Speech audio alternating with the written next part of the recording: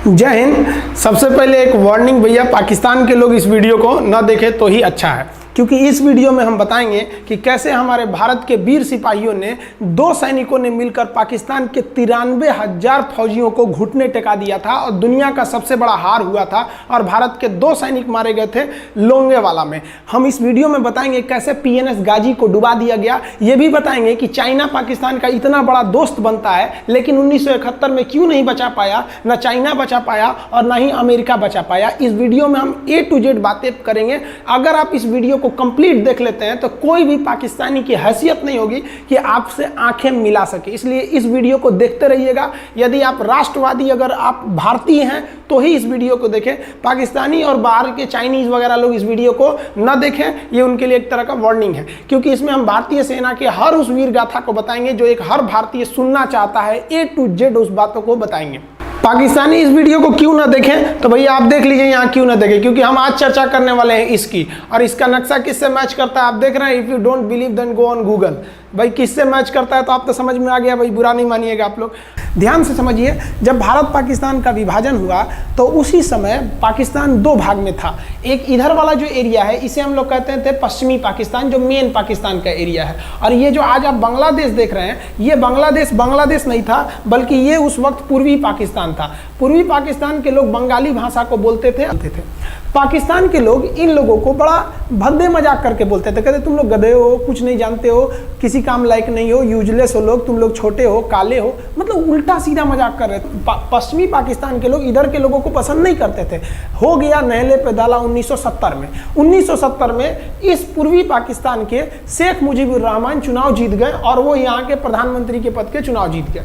अब यहाँ की आर्मी ने क्या किया, उनको शपथ ही नहीं दिला रहे थे। इसलिए 70 के चुनाव जीतने के बाद शेख मुजीबुर रहमान जब देखे कि ऐसा है तो उन्होंने अपना भाषण दिया 7 मार्च को और कहा कि अब हम इस पूर्वी पाकिस्तान को एक अलग देश बनाएंगे जिसका नाम रहेगा बांग्लादेश। इस भाषण की वजह से आर्मी ने, पाकिस्तान की आर्मी ने 25 मार्च 1971 को गिरफ्तार करके अब पश्चिमी पाकिस्तान में अरेस्ट करके बंदी बनाकर रख दिया और यहाँ पर जुल्म करना चालू कर दिया। कहाँ पर भाई, तो पूर्वी बंगाल में, पूर्वी पाकिस्तान में, पूर्वी बंगाल में नहीं, पूर्वी पाकिस्तान में इन्होंने जुल्म करना चालू कर दिया। शेख मुजीबुर रहमान के गिरफ्तारी के विरोध में यहाँ मुक्ति वाहिनी नाम कर एक विद्रोही गुट तैयार हो गया था, लेकिन पाकिस्तान के, पश्चिमी पाकिस्तान के लोगों ने इस पूर्वी पाकिस्तान पे इतना भयानक जुल्म किया कि इस पूर्वी पाकिस्तान में, इस पश्चिमी पाकिस्तान के लोगों ने यहाँ पर 30 लाख लोगों को कटवा दिया। 30 लाख लोगों को कटवा दिया। 4 लाख महिलाओं का बलात्कार कर दिया।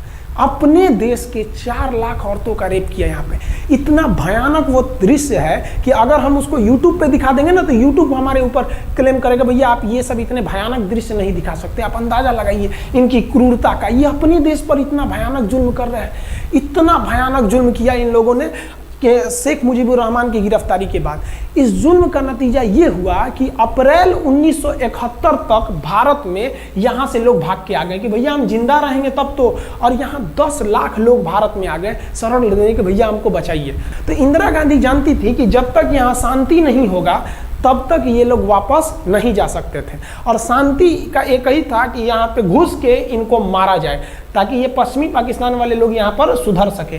तो इंदिरा गांधी ने इसके लिए बात की जनरल फील्ड मार्शल मानेकशॉ से। उन्होंने सेना प्रमुख मानेकशॉ से कहा, सैम मानेकशॉ से, कि आप अभी युद्ध कीजिए, हम आदेश देते हैं आप अभी युद्ध कीजिए बांग्लादेश पे, हम अपने पड़ोसियों को इस तरह मरते नहीं छोड़ेंगे, आप इस पे हमला कीजिए। उस समय ये पूर्वी पाकिस्तान था। मानेकशॉ ने कहा कि ना, हम हमला नहीं करेंगे। कही अरे क्यों? कहा कि आप महीना देख रही हैं, अप्रैल का महीना है। अप्रैल के महीने का मतलब बरसात का दिन सर पे है, और बरसात के समय पूरब का हाल क्या होता है, एकदम भयानक बाढ़ आ जाती है। और उन्होंने एग्जाम्पल भी दिया कि सिकंदर की फौज भी हाथी लेके आई थी और कीचड़ में फंस गई थी, कि अगर यहाँ हम लड़ जाते हैं तो यहाँ बरसात रहेगा, हम यहाँ उलझ जाएंगे, ये एरिया सूखा रहेगा, चाइना का ऊपर से एरिया सूखा रहेगा, ये हमला कर देंगे, हमको 3 ओर से लड़ाई लड़ना पड़ेगा। मानेकशॉ ने इंदिरा गांधी से कहा कि आप 2-3 काम कर लीजिए। कब तक के लिए कि नवंबर तक हम लोग युद्ध नहीं करेंगे, लेकिन अप्रैल से नवंबर के बीच में हम अपने सैनिकों को इस एरिया में लड़ने के लिए ट्रेनिंग दे सकते हैं। मुक्ति वाहिनी उसको हम ट्रेनिंग दे सकते हैं। और इसी में 1971 में हमारी जो थी भारत और रूस की एक समझौता पर हस्ताक्षर हो गया। अब हम लोगों ने पाकिस्तान को एक बारूद के ढेर पर बैठा दिया था। इंतजार था तो इस बात का कि उस बारूद में एक चिंगारी की और तब पाकिस्तान तबाह हो जाता। इत्तेफाक देखिए, उस बारूद के ढेर पर खुद चिंगारी जलाई पाकिस्तान ने। कैसे? तो समझिए कैसे। हम लोग का था कि इधर हम लोग ऑफेंसिव हो जाएंगे, मतलब इधर भयानक हमलावर हो जाएंगे, और इधर हम लोग डिफेंसिव रहेंगे, मतलब इधर कम हमला करेंगे, ताकि हम लोग का मेन मकसद पाकिस्तान से युद्ध नहीं था। हमारा मेन मकसद था हमारे अपने बांग्लादेशी भाइयों पर जो जुल्म हो रहा था, जो उनकी बहनों को रेप हो रहा था, इतना भयानक किया था वहाँ पर पाकिस्तानियों ने कि बाप के सामने बेटी का रेप करते थे और उसके बाद बाप को मार के कहते थे तू भी रेप कर। इतना मतलब मानवता पूरी खत्म कर दिया गया वहाँ पर। तो भारत ने कहा कि इधर हम डिफेंसिव रहेंगे। पाकिस्तान को ये खबर लग गई कि भारत ना इधर कमज़ोर है। अरे भैया, इधर हम कमज़ोर थोड़ी हैं, इधर कम सैनिक रखे हैं और इधर हम भयानक रखे हैं, तो इसका मतलब ये थोड़ी है कि हम कमज़ोर हो जाएंगे। भैया कहा जाता है ना कि सोनार के घर का कचड़ा भी बनिया के बादाम से महंगा बिकता है। देखिए, हम लोग ठंडी का इंतजार ही कर रहे थे कि पाकिस्तान ने गलती कर दिया। उसने 3 दिसंबर को अचानक हमला कर दिया श्रीनगर पे, पठानकोट पर, चंडीगढ़ पर, यहाँ पर आगरा हवाई अड्डे पर तबातोड़ हमला कर दिया।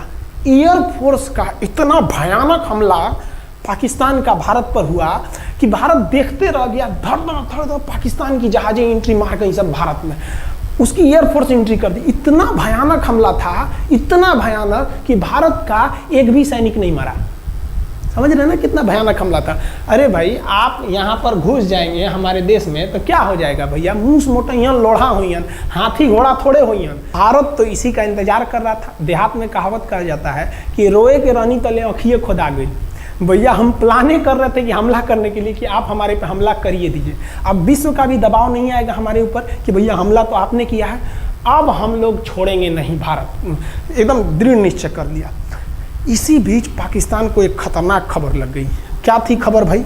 तो देखिए, पाकिस्तान को खबर लगी कि भारत की ज़्यादातर फौज इस पूर्वी पाकिस्तान की ओर डिप्लॉयड है और यहाँ राजस्थान के जैसलमेर जिला में एक जगह है लोंगेवाला। उस लोंगेवाला में केवल और केवल 120 फौजी हैं। और अगर पाकिस्तान ने सोचा कि 120 फौजियों को हम रातों रात मार देते हैं तो उस समय एयरफोर्स रात में लड़ाई नहीं कर सकती थी, इसलिए इन्होंने लोंगेवाला में एंट्री मार दी। पूरी भयानक टैंक लेकर, फौज लेकर, इन्फेंट्री लेकर, और उसको वो लोग लोंगेवाला में घुसने के लिए चल दिए। और लोंगेवाला में भारत के पास केवल 120 सिपाही थे, केवल 120, और उन पर वो हजारों की संख्या में टूट पड़े। लेकिन घबराना नहीं चाहिए, क्योंकि चींटियां तादाद में कितनी भी क्यों ना हो जाएं, गन्ना घसीट के नहीं ले जा सकती हैं। लोंगेवाला में जो ड्यूटी थी उस समय कुलदीप सिंह चांदपुरी जी का। कुलदीप सिंह चांदपुरी सरदार हैं, आप देखे होंगे बॉर्डर मूवी में इनका रोल सनी देओल ने किया है। अब ये कुलदीप सिंह, ये भैया पंजाबी सिख, अब ये लोग 1.25 लाख से नीचे कुछ सोचते ही नहीं है। चिड़िया नू में बाज लड़ावा, गिदड़ नू में शेर बनावा, और 1.25 लाख नू एक लड़ावा, तब गोविंद सिंह नाम रखावा। खबर आया कि आपसे जो लड़ने आ रहे हैं ना पाकिस्तान की ओर से, वो ब्रिगेडियर तारिक मीर आ रहा है। उसके पास टैंक है, 2800 फौज है, बहुत ही तेज रफ्तार से आ रहा है।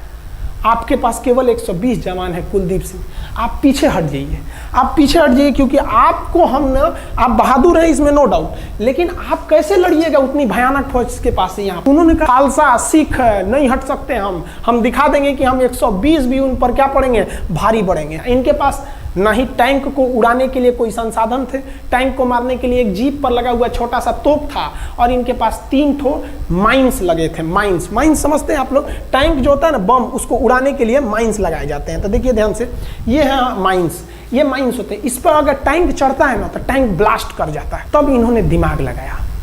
इन्होंने क्या किया, जो खाली रेगिस्तान था ना उसमें ना आगे की ओर 3 ठो ओरिजिनल माइंस को लगा दिया, और जो खाना खाने वाला टिफिन होता है ना 4 खंदे वाला, इसे, उस टिफिन को इन लोगों ने रातों रात ना बिछा दिया ऐसे लाइन से। देखिए लाइन से पाकिस्तान की टैंक आई तो शुरुआत में तो भैया ओरिजिनल माइंस था, धड़ाम से लगा, पाकिस्तान की टैंक उड़ गई। पाकिस्तान का एक टैंक उड़ा, फिर दूसरा उड़ा, तीसरा उड़ा, पाकिस्तानी एकदम डर गए सब। ब्रिगेडियर तारिक मीर कहें कि भैया यहाँ तो माइंस लगा के रखा है इन लोगों ने, एक काम करो इंजीनियरों को बुलाओ, पूरा माइंस निकालो। अब ब्रिगेडियर जो हमारे मेजर कुलदीप सिंह थे ये जानते थे कि बाबू अगर हम तुमको रात भर रोक दिए ना तो सुबह हमारी एयरफोर्स आएगी, तुमको जिंदा नहीं छोड़ेगी। इसलिए इन्होंने पूरा टिफिन बिछाया था। इन पाकिस्तानियों ने 6 घंटे लगा दिए उनको निकालने में। इंजीनियर आते थे तो डर के मारे टिफिन निकालते थे, अरे बाप रे बाप, और टिफिन में तो ईंटा पत्थर भर देते थे और डर के ले जाते, अरे भागो भागो भागो, माइंस है माइंस है। इसको लगाते लगाते इन लोगों ने पूरी रात बिता दी। 3 बज गया।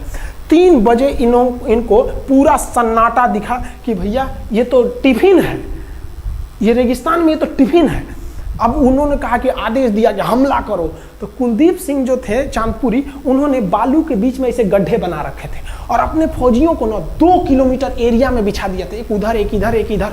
तो चारों ओर से फायरिंग होती थी। पाकिस्तानियों को लगी ना कि भैया हमको गलत इंफॉर्मेशन मिल गया है, 120 गो मिल के ऐसे थोड़े मारेगा सब। सोच रहा उधर से गोली इधर से गोली, धड़ाधड़ बम गोला दारू सब चल रहा है यहाँ पर। इतना भयानक कहीं कोई 120 आदमी मिल के ऐसे मारता है? नहीं भाई, इतना भयानक ऐसे सुनसान एरिया में कहाँ से कौन मार रहा है, एकदम तबाही मचा दिया। कुलदीप सिंह चांदपुरी ने क्या तबाही मचाया था आप देखना चाहते हैं तो देखिए उन लोगों ने क्या तबाही मचाया था।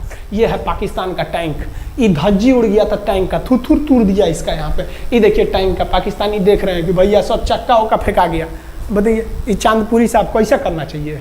ये कोई वीडियो गेम खेल रहे हैं? मार के धज्जी उड़ा दिया। अरे पाकिस्तान बच्चा है, अपने बच्चा है, बिगड़ गया, आराम से मारिए।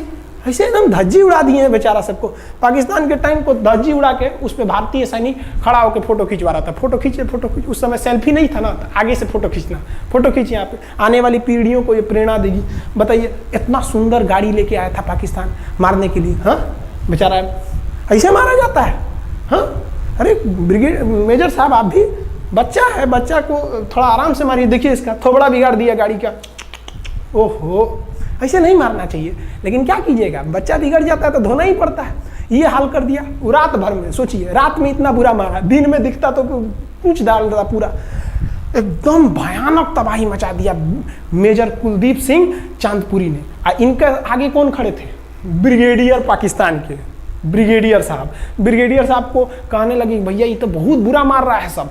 तब तक हो गया सुबह, और सुबह के वक्त हमारे जो हंटर जहाज थे, उस समय जो जहाजें थी वो हंटर जहाज थी। ये हंटर जहाजें रात में नहीं उड़ सकती थी लेकिन दिन में उड़ सकती थी। रात भर तक कुलदीप सिंह चांदपुरी ने ऐसा कूचा पाकिस्तानियों को, इतना कूच दिया कि भोर हुआ तो बाकी का कसर पूरा कर दिया हमारे हंटर विमानों ने। ये हंटर विमान जब आए सब तो इतना भयानक तबाही मचाए सब पाकिस्तान के जहाज़ों का कि आप हुलिया देखेंगे ना, पाकिस्तान के टैंक का ऐसे पड़ गया। ये सब टैंक पूरा तबाह हो गया है, सब पूरी तरह ध्वस्त हो गया इतनी भयानक युद्ध में। 3 तारीख को पाकिस्तान ने हमले की शुरुआत की और ये 4 तारीख का शकल देखिए पाकिस्तान का। इतना भयानक धज्जी उड़ा दिया पाकिस्तान का जिसका कोई हद नहीं। पाकिस्तानियों को दुम दबा के भागना पड़ा। ब्रिगेडियर साहब भागे, कहें कि भाग भैया न तो ये सब जान ले लेगा सब। हम लोगों ने पाकिस्तान के टैंकों को अपने यहाँ रख लिए हैं म्यूजियम में। आज भी जाके देखिएगा ना तो इन टैंकों को डर के मारे पाकिस्तानी छोड़ के भाग गए कि भागो भाई यहाँ पर। ये 120 जवानों का जलवा था। और पाकिस्तानी कहते हैं कि हिंदुस्तान के लोग क्या लड़ेंगे? अरे भैया हम चीन पे वीडियो बनाए थे, आप पे नहीं बनाए थे, जो आप लोग हम लोग को बोल रहे थे कि पाकिस्तान हिंदुस्तानियों की औकात नहीं। देखिए अभी हम आपको औकात दिखाते हैं आपकी। ये आपका टैंक है, आके ले जाइए, हिम्मत है तो लेके जाके दिखाइए यहाँ पर। हाल तो ये हो गया था ना कि हम लोगों ने जो पाकिस्तानियों की जान ली थी ना, डर के मारे वो लाश उठाने नहीं आए थे, लाश को गिद्ध खा गए थे सब। हम लोग बोल रहे थे कि भैया हम गोली नहीं चलाएंगे, लाश लेके चल जाओ। हम नहीं जाएंगे, तुम लोग रेगिस्तान को कब्रिस्तान बना दिए हो। रेगिस्तान को कब्रिस्तान हम लोग हमला करने आए थे, शुरुआत तो तुमने किया था यहाँ पे। तो ये गिद्ध खाए थे सब, सफाई उफाई का काम ये किए थे सब। अब पाकिस्तान हम लोग को धमकी देता है। आज भी वो नहीं सुधरे हैं। आज भी हमने जो चाइना पे वीडियो बनाया था उस पर वो हमको धमकी देता है कि भारत की आर्मी कुछ नहीं कर सकती। अरे भैया आप सोचिएगा भी मत, अभी के समय में तो मत सोचिएगा। जानते हैं क्यों? देख लीजिए इधर अभी कौन बैठा है भारत में, समझ में आ रहा है? आप लोग तो पहले पाकिस्तान वाले लोग इस बात पर रिसर्च कीजिए कि इनमें ज़्यादा खतरनाक कौन है आपके लिए। हमको तो यही ज़्यादा खतरनाक लगते हैं भाई।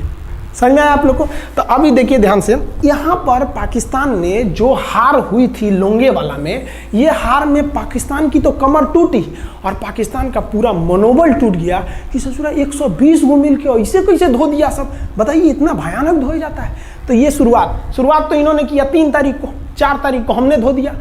अब बचा नेवी कही कि भैया आर्मी को मौका दिए, एयरफोर्स को मौका दिए, रात में आर्मी धोई, सुबह में एयरफोर्स धोई, हम नहीं धोएंगे क्या, हम भी धोएंगे। नेवी कब पहुंची? 5 दिसंबर 1971 को कराची पहुंच गई। और कराची में जब पहुंची ना तो कराची को तबाह कर दिया। इतना भयानक बम्बार्डमेंट किया कराची पर कि कई दिन तक कराची बंदरगाह पर आग लगा था। और कराची बंदरगाह को तो उन्होंने ऐसा धज्जी उड़ाया जिसे लग रहा था सिंधु सभ्यता बना दिया उनको। तो पाकिस्तान की, पश्चिमी पाकिस्तान का कमर टूट गया। पाकिस्तान वालों ने कहा कि ससुरा सब बोल रहा था कि हम इधर डिफेंसिव है, यानी ज़्यादा हमला नहीं करेंगे, ज़्यादा हमला इधर करेंगे। ससुरा इधर कैसे मार रहा होगा सब, अभी इधर भी बताते हैं कैसे मारा सब। ये कराची पहुंच गया। आप देखेंगे क्या हाल किया था सब कराची पे। कराची में जब मारा गया था ना इन पाकिस्तानियों को, तो ये पाकिस्तानी भाग गए थे सब ग्वादर में। ये ग्वादर भाग गए। अभी इनसे ग्वादर भी जाने वाला है, पूरा राज्य चला जाएगा इनसे, बलूचिस्तान। छुप के गए थे लोग ग्वादर बंदरगाह पे। अगर हम झूठ बोल रहे हो तो आप खुद पता कीजिएगा अपने यहाँ के इतिहास में भाई, हिंदुस्तान ये ग्वादर बंदरगाह पे छुप गए थे सब। आप देखिए कराची का क्या हाल हुआ था उस समय, हमारे एयर नेवी ने क्या हाल किया था। पाकिस्तान का जितना जहाज बस मिल जाए कि भैया ये जहाज किसका है, तो भैया जब पता चले कि भैया ये जहाज पाकिस्तान का है, ये हाल हो जा रहा था जहाज का। यहाँ देख लीजिए इनका पूरा ध्वस्त का। भैया ऐसे मारा जाता है? हाँ, अरे भाई बच्चा को बच्चा की तरह मारना चाहिए। इंडिया की नेवी ने भी हद कर दिया, बताइए इस तरह मारा जाता है। हाँ, यहाँ देख लीजिए पूरा का पूरा धज्जी उड़ा दिया इन लोगों को। अरे भाई बच्चा है, बिगड़ गया है तो थोड़ा सा आराम से ना मारिएगा, कि देख रहे हैं इस तरह से मारा पूरा पाकिस्तान के। कराची बंदरगाह उड़ गया। तो पाकिस्तान का तो इधर से तो पूरा का पूरा धज्जी उड़ा दिया। अभी शुरुआत हुए युद्ध के केवल 2 दिन हुए हैं, आप दिल थाम के रखिए, अभी युद्ध लंबा चलने वाला है। 3 दिसंबर को स्टार्ट किए, 4 दिसंबर को हम लोग लोंगेवाला धो दिए, अब 5 दिसंबर को कराची। अब पाकिस्तान ने ना भारतीयों को तबाह करने के लिए, भारत का सबसे खतरनाक जहाज था INS विक्रांत। INS विक्रांत को बर्बाद करने के लिए ना इसने यहाँ से भेज दिया INS PNS गाजी को। गाजी एक पनडुब्बी थी, उसको आदेश दिया गया कि जाके मार के आओ। किसको? विक्रांत को। क्योंकि अगर विक्रांत जहाज डूब जाता तो वाकई उस समय हमको युद्ध जीतने में बहुत दिक्कत आ जाती। तो ये गाजी कैसे डूबा, इसको हम लोग एगो खराब जहाज से मार दिए। तो अब इधर समझते हैं कि जब उधर इतना भयानक धोए तो इधर कितना बुरा धोए होंगे, इसको बारे में हम लोग समझते हैं। भारतीय सेना अब पूरब की ओर क्या क्या काम की, इसको ध्यान से समझिए। ये मुक्ति वाहिनी जो थी बांग्लादेश की, वो अंदर ही पाकिस्तानी फौजियों को मार रही थी गली कुची में दौड़ा दौड़ा के, क्योंकि इन पाकिस्तानी फौजियों ने वहां पर रेप किया, मर्डर किया। और इनका साथ दे रही थी इधर से हमारी इंडियन आर्मी और ऊपर से हमारा एयरफोर्स। ये तबाह कर दिए थे, इनको भागने के लिए भी जगह नहीं था। और इसी में इनका सबसे बड़ा सरदर्द बन गया था इंडियन नेवी, क्योंकि इनको जो मदद थी, देखिए ये पूर्वी पाकिस्तान है, इनको मदद जब भी मिलेगी तो इधर से ही मिलेगा। अब बताइए यहाँ से तो कोई जाएगा नहीं, बेवकूफ़ भी नहीं होगा जो इधर से मदद करने जाएगा। रास्ते में ही एयरफोर्स मार के गिरा देती थी, ट्रक वगैरह जाएगा नहीं। तो नेवी से ये इन लोग मदद देते थे। भैया यहाँ पे जो इनके फौजी लड़ रहे थे उनको खाना पीना भी खत्म हो गया था। अब इनको बर्बाद कर दिया भारत। INS विक्रांत, INS विक्रांत उस समय का बहुत बड़ा जहाज था इस साउथ एशिया के देशों का। और यहाँ से उस इतना बड़ा जहाज था कि उसके ऊपर से लड़ाकू जहाजें उड़ती थी। वो एयरफोर्स यहाँ से भी बम मारता था, मिसाइलें मारता था, ऊपर से लड़ाकू जहाजें और हेलीकॉप्टर छोड़ देता था, जो ताकि मुक्ति वाहिनी को कोई दिक्कत ना है। मुक्ति वाहिनी मारती थी और आर्मी पूरी तरह से उसने यहाँ से हमारा विक्रांत ने चटगांव बंदरगाह को तबाह कर दिया। अब बांग्लादेश का देखिएगा वर्तमान में, उस समय तो पूर्वी पाकिस्तान था, ये चटगांव उस समय पाकिस्तानी आर्मी नेवी का एक बहुत बड़ा केंद्र था। इधर हम लोग ने उड़ा दिया कराची, इधर उड़ा दिया हम लोग ने चटगांव। अब मुक्ति वाहिनी को कोई खास दिक्कत नहीं आ रहा था। अब पाकिस्तान ने कहा कि हर हाल में इस विक्रांत को बर्बाद करो। देखिए ये विक्रांत है, विक्रांत जहाज जो था इस पे से इसके ऊपर देखिए आपको लड़ाकू जहाजें दिखेगी। PNS गाजी को क्या आदेश दिया गया था भाई कि तुमको जाना है और इस विक्रांत को बंगाल की खाड़ी में जाने के बाद इसी में डुबा देना है। अब पाकिस्तान वालों का इतना दिन तो अच्छा था नहीं, भारतीय खुफिया एजेंसी को पता चल गया कि पाकिस्तान की पनडुब्बी वो समुद्र के अंदर अंदर चलती है, उसको साइलेंट किलर कहा जाता है। पाकिस्तान की पनडुब्बी चल दी है पश्चिमी पाकिस्तान से बंगाल की खाड़ी की ओर, ये अरब सागर से बंगाल की खाड़ी की ओर चल दिया। अब विक्रांत को बचाना हर हाल में जरूरी था, इसलिए हम लोग विक्रांत को छुपा दिए, मतलब थोड़ा सेफ्टी दे के रखने लगे। और इस पीएनएस गाजी जो था, आप पीएनएस गाजी को देखेंगे, पीएनएस का मतलब था पाकिस्तानी नेवल शिप, पीएनएस गाजी, ये मारने आ गया किसको? विक्रांत को। इस पीएनएस गाजी को अगर कोई मार के डुबा सकता था तो वो था आईएनएस राजपूत। लेकिन ये जो आईएनएस राजपूत आप इमेज में देख रहे हैं, ये उस समय समस्या क्या था इस आईएनएस राजपूत के साथ, क्योंकि इसके इंजन में कुछ खराबी आ गई थी और ये बिगड़ गया था, और बिगड़ के इसको विशाखापट्टनम पे बनाया जा रहा था, रिपेयर किया जा रहा था, इंजन ही गड़बड़ हो गया था। तो भारतीयों का यहीं पे दिमाग काम आया। भारतीयों ने सोचा क्यों ना हम पीएनएस गाजी को खुद बुला के लाएं, कहां पर? विशाखापट्टनम पे। तो लोगों ने कहा कि भैया ये आएगा विशाखापट्टनम में, कि आओ आईएनएस राजपूत हमको मार दो। तो कहा कि नहीं, देखिए कैसे आएगा। भारतीयों को पता था कि हिंदुस्तान में पाकिस्तानियों के कुछ ना कुछ जासूस होंगे और वो पाकिस्तान को पल पल की खबर दे रहे होंगे। भारतीयों ने क्या किया, आईएनएस विक्रांत के जितने भी अधिकारी थे उनसे कहा कि आप लोग अपने अपने घर फ़ोन कीजिए कि हम विशाखापट्टनम आ रहे हैं, तुम लोग हमको छुट्टी मिला है, विशाखापट्टनम में 10 दिन रुकेंगे, हमारे लिए तुम लोग खाना पीना अच्छा से बनाओ। लड़कों से उन लोगों को खबर खिला दिया। विशाखापट्टनम में जितने मछुआरे थे उनको कहा गया कि आप लोग हट जाइए, बहुत बड़ा जहाज आने वाला है, बहुत बड़ा जहाज विक्रांत आ रहा है, यहाँ पे आप लोग खाली कर दीजिए, आईएनएस विक्रांत आ रहा है। यहाँ पर क्या किया गया, ऑर्डर दिया गया, बहुत सारे फल सब्जी अंडा ब्रेड, कि भैया ये इतने बड़े जहाज के लिए जा रहा है, 6 महीने का खाना चाहिए। ये खबर आग की तरह फैल गई पाकिस्तानियों को, और पाकिस्तान में खबर लग गई कि भैया आईएनएस विक्रांत यहाँ नहीं है, आईएनएस विक्रांत विशाखापट्टनम पे है। अरे बकलोलवा, विशाखापट्टनम पर पीएनएस गाजी की मौत यमराज इंतजार कर रहा था आईएनएस राजपूत। ये गधा जो था पीएनएस गाजी, ये मुड़ गया किधर की ओर? विशाखापट्टनम की ओर। और विशाखापट्टनम पर चुपचाप शांति से खड़ा हुआ जहाज आईएनएस राजपूत इंतजार कर रहा था, तो पानी के अंदर अंदर आओ, ये अभी बाहर निकला हुआ है, पानी के अंदर रहती है। और आईएनएस राजपूत देखा कि ये आ रहे हैं, वो आईएनएस राजपूत को मारता कि इससे पहले ही आईएनएस राजपूत मार के तबाह कर दिया पीएनएस गाजी को। पीएनएस गाजी पर को डूबने के बाद पाकिस्तान को बहुत बड़ा सदमा लग गया। पाकिस्तान को यह एहसास हो गया कि अब हम कभी नहीं जीत सकते हैं, क्योंकि ये पीएनएस गाजी अमेरिका से खरीदा हुआ एक बहुत ही शक्तिशाली पनडुब्बी थी जिसे कोई डुबा नहीं सकता था, और हम लोगों ने उसको इस जहाज से डुबाया जो जहाज खराब हो चुका था, जिसका इंजन खराब था। भारतीय सेना का मोराल पूरे 7वें आसमान पर था और पाकिस्तानी दिन पर दिन बर्बाद हो रहे थे। अब पाकिस्तानियों को लगा अब क्या करेंगे, तो पाकिस्तानियों ने अमेरिका में फ़ोन किया, भैया आप कुछ कीजिए। तो अमेरिका ने ना यूएनओ में मुद्दा उठा दिया, यूनाइटेड नेशन ऑर्गेनाइजेशन, इसकी जो सिक्योरिटी काउंसिल है, सुरक्षा परिषद, इसमें कह दिया पूर्वी पाकिस्तान पर जुल्म कर रहा है, मार रहा है। तो रसिया उस समय हमारा साथ दिया, कहा कि तू देर जानता है जुल्म कर रहा है, भारत जो कर रहा है सही कर रहा है, हम इस प्रस्ताव के खिलाफ में वीटो करते हैं। वीटो अगर कोई देश, 5 देश को वीटो है, इस पर अलग चर्चा करेंगे, अगर किसी ने वीटो कर दिया तो वो प्रस्ताव रद्द हो जाता है। तो पाकिस्तान की एक और उम्मीद यहाँ पर अपना दम तोड़ दी। अब पाकिस्तान कहा अमेरिका से कि भैया आप ही हमको बचा लीजिए। तो अमेरिका ना पाकिस्तान की ओर से भारत पर हमला करने के लिए अपना सबसे खतरनाक जहाज भेज दिया, 7वां बेड़ा। देखेंगे 7वां बेड़ा को, अगर इतना भयानक था 7वां बेड़ा, ये अमेरिका का साथ अकेले चलता ही नहीं था, इतनी पूरी फौज के साथ, नेवी के साथ चलता था। ये किस लिए आया था? विक्रांत को डुबाने के लिए, और इसका साइज विक्रांत से डबल था, इसके आगे विक्रांत नहीं टिक पाता।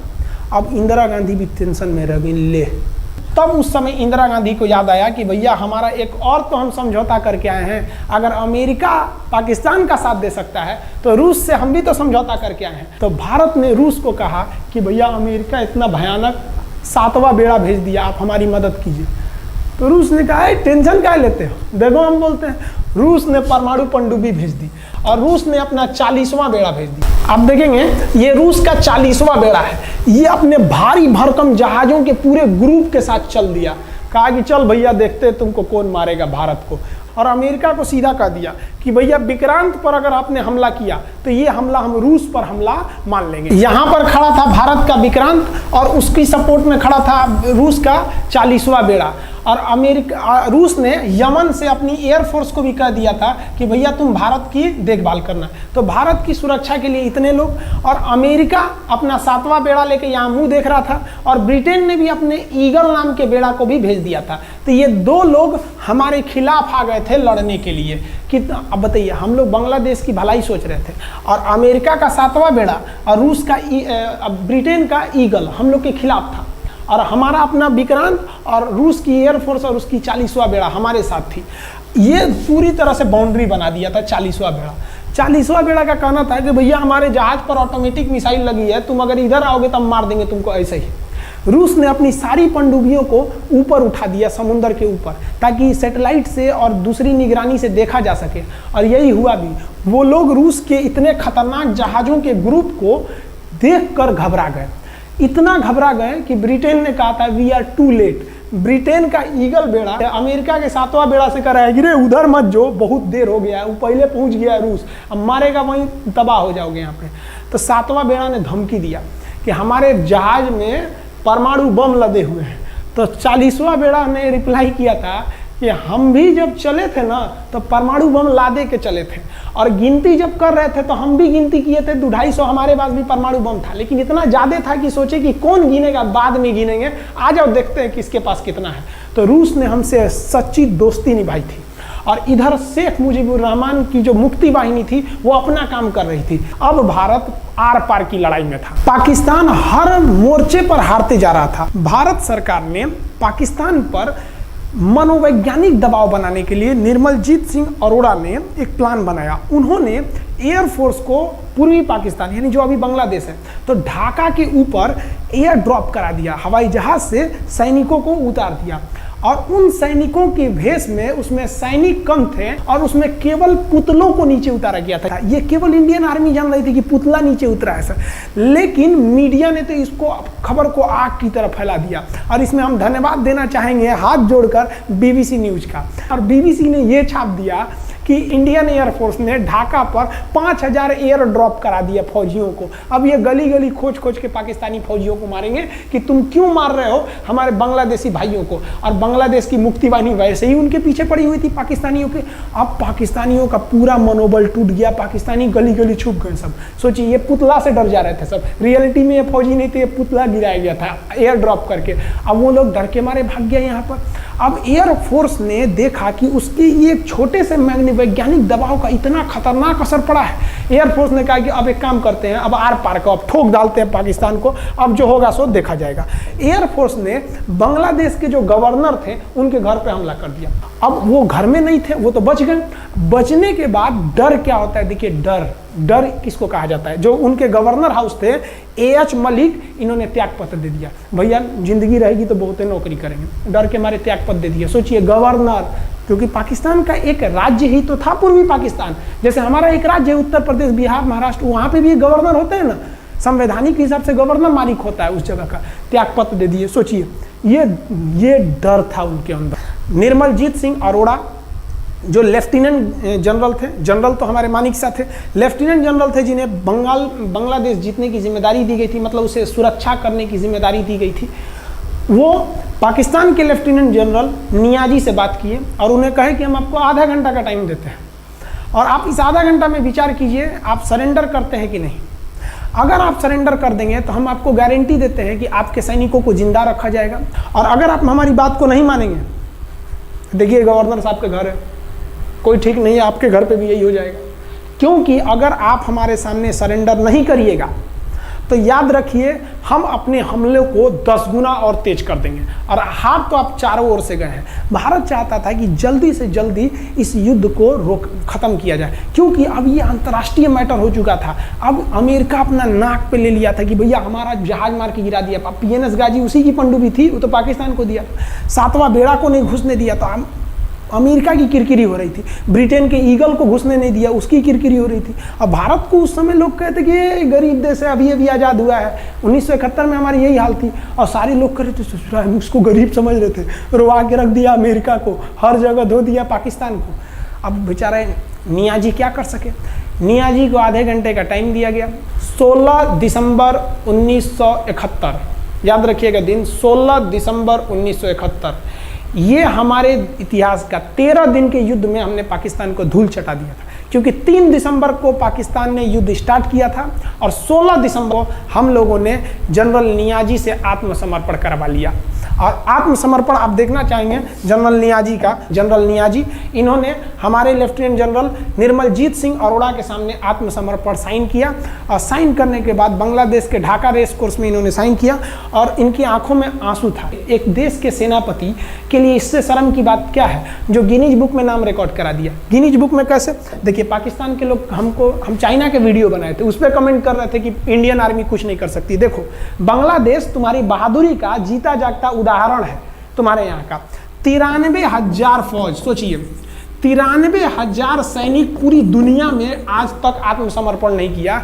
ये 93,000 लोगों ने आत्मसमर्पण कर दिया। देख लीजिए, ये अपना बंदूक फेंक दिए, अपने स्टार नोच के उतार दिया कि भैया हम लीजिए आत्मसमर्पण कर रहे हैं, बेल्ट उतार के दे दिया, अब चलिए जहाँ ले जा रहे हैं, जितना लाठी मारना है हमारी, आत्मसमर्पण। ये वही पाकिस्तान है, याद रखिए। आप याद कीजिए, हमारे 120 सैनिकों ने आपको धूल चटा दिया था लोंगेवाला में। केवल 2 सैनिक मरे थे लोंगेवाला में, और पूरी की पूरी आपको भगा दिया था 4 दिसंबर को ही।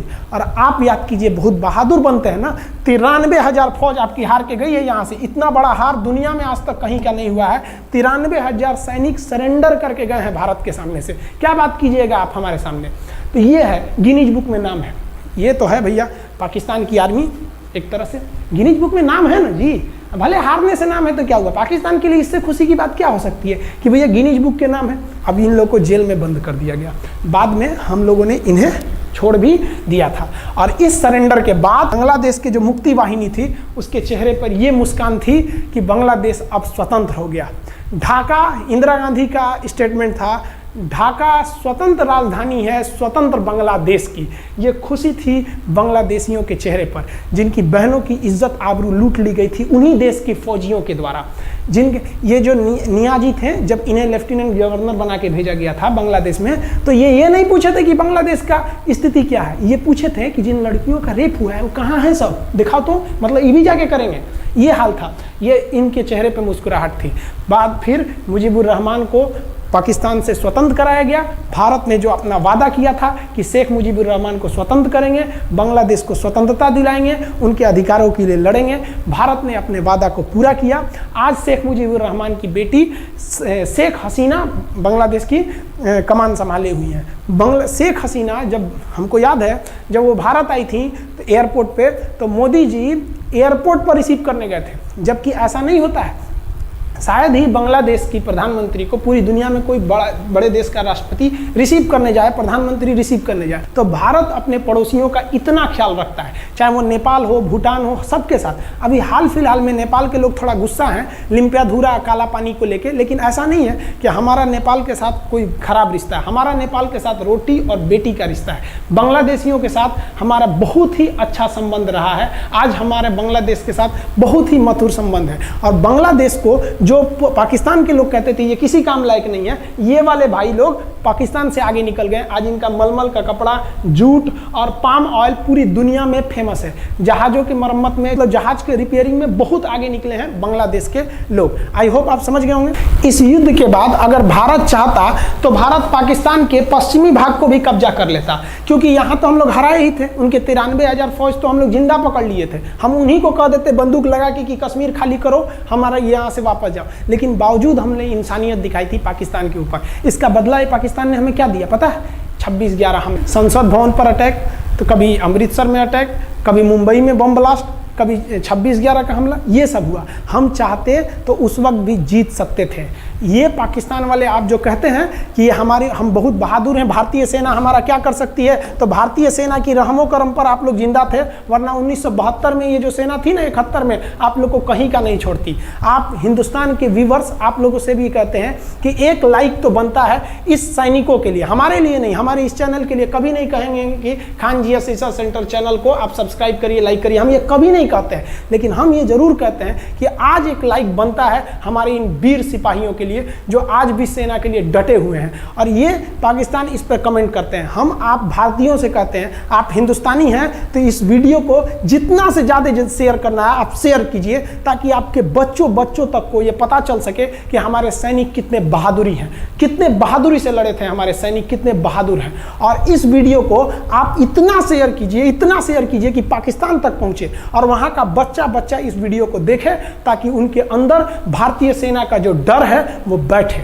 ये डर जरूरी है उनके अंदर, ये डर उनकी हड्डियों तक जाना चाहिए। और हाँ, कोई भी देश के हो, हर देश को अपने सैनिकों के लिए सम्मान करना चाहिए। हम ये कोई मनगढ़ंत कहानी नहीं बताएं, हम अपने सैनिकों की वीर गाथा बताएं जो A to Z अक्षरशः सही चीजें हैं। समझ में आया? आप इस वीडियो को देख रहे हैं तो मेरे साथ बोलिए आप लोग, भारत माता की जय। पाकिस्तान के युद्ध का जो हम सीरीज बना रहे हैं, आज 71 का युद्ध बढ़ाएं। हम आपको कल 1948 का युद्ध बता देंगे, 65 की लड़ाई में वीर अब्दुल हमीद ने जो बहादुरी दिखाई, फिर आपको 84 का सियाचिन, 99 का करगिल और 62 की चाइना युद्ध के बारे में भी बता देंगे। याद रखिएगा, चाइनीज और पाकिस्तानी इस वीडियो को डिसलाइक जरूर करेंगे, आप उन पर भारी पड़िएगा। ये वीडियो आप संभाल के रखिएगा, अपनी पीढ़ियों को दिखाइएगा कि हमारी सेना कितनी बहादुर थी। एक सैल्यूट हम अपने वीर जवानों के लिए। जय हिंद। हम बहुत ही सौभाग्यशाली हैं जो ऊपर वाले ने हमें हिंदुस्तानी बनाया। I proud to be Indian. जय हिंद।